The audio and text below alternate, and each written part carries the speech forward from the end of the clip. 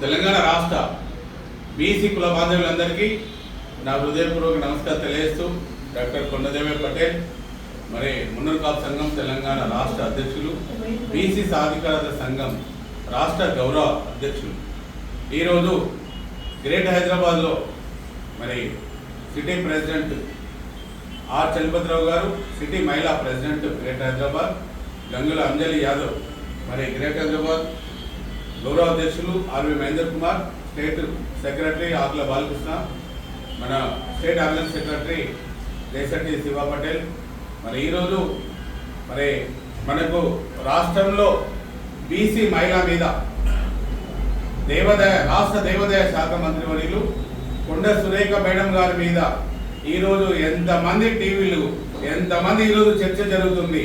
అసలు బీసీలు 2 కోట్ల మంది ఉన్నాయి తెలంగాణలో.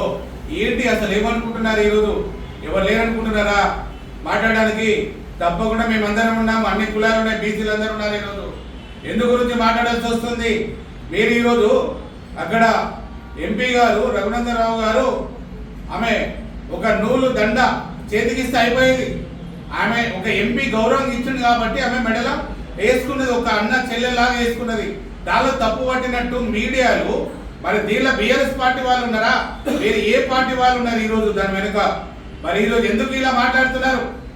మరి కేటీఆర్ గారు కూడా గత 10 సంవత్సరాలు రాజకీయంలో ఉన్నారు. మీరెందుకు కొండ సురేఖ గారి మీద ఒక బీసీ మహిళ గురించి మాట్లాడాల్సిన అవసరం వచ్చింది? ఆ దొంగ కంటతడి పెట్టాల్సిన అవసరం అని మీరు ఎందుకు మాట్లాడుతున్నారు? 10 సంవత్సరాలు ఈరోజు తెలంగాణ కోసం కొట్లాడినారు, తెలంగాణ తీసుకొచ్చినారని మరి గౌరవ మాజీ ముఖ్యమంత్రి కేసీఆర్ గారిని 10 సంవత్సరాలు ముఖ్యమంత్రిగా మేము బీసీలందరం భరించినాం. ఈరోజు బీసీలకు ఈరోజు ఎంత న్యాయం చేశారు? ఈరోజు మీరు బీఆర్ఎస్ పార్టీలో ఉండి ఏ కులాలకి ఏం న్యాయం జరిగింది, ఎంతమందికి న్యాయం జరిగింది?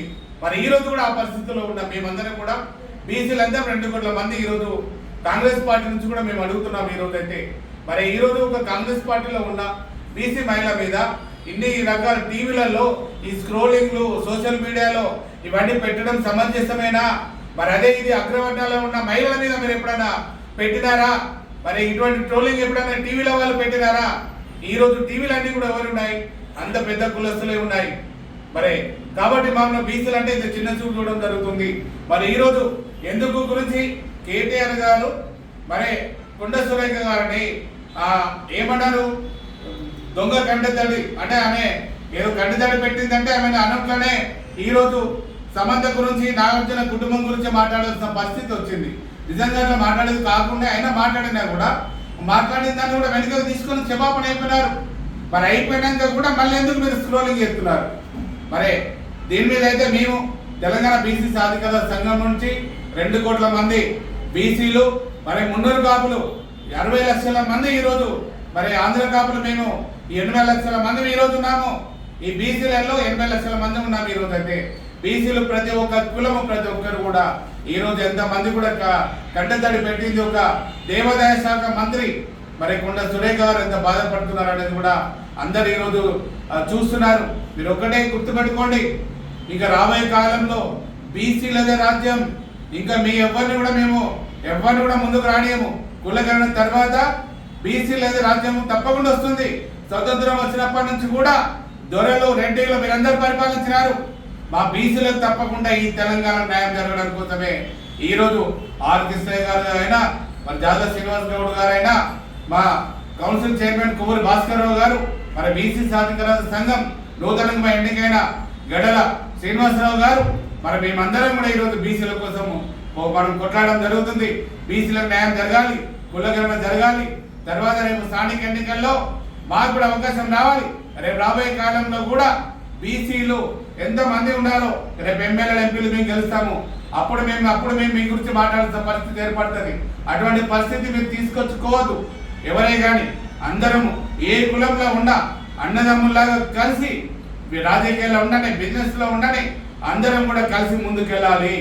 ఈరోజు బీసీ మహిళ కొండ సురేఖ గారి మీద, దేవాదాయ శాఖ మంత్రి వారి మీద మీరు ఈరోజు మీరు పెడుతున్న స్క్రోలింగ్లన్నీ ఆపాలి.